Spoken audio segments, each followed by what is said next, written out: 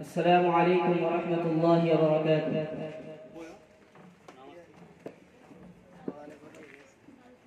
الحمد لله الذي أنزل الفرقان، خلق الإنسان وعلمه البيان.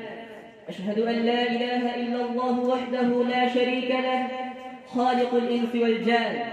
وأشهد أن سيدنا ومولانا محمدًا عبده ورسوله المبعوث بالهدى والقرآن. عليكم بالعلم فإنه أساس العمل والتقوى. من تعلم الدين فقد رشد واهتدى، ومن تجاهل عنه فقد ضل وغوى. وعن معاوية رضي الله تعالى أنه قال رسول الله صلى الله عليه وسلم: طلب العلم فريضة على كل مسلم ومسلمة.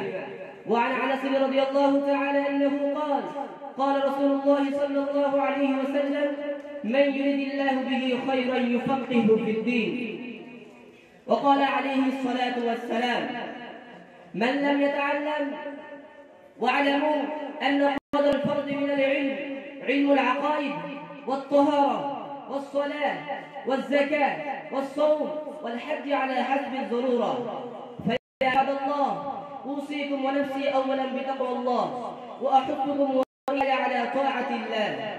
أعوذ بالله من الشيطان الرجيم. قل هل يستوي الذين يعلمون والذين لا يعلمون؟ بارك الله لنا ولكم بالقرآن العظيم، ونفعنا وإياكم بالآيات والذكر الحكيم. إنه تعالى جواد كريم ملك بر رحيم.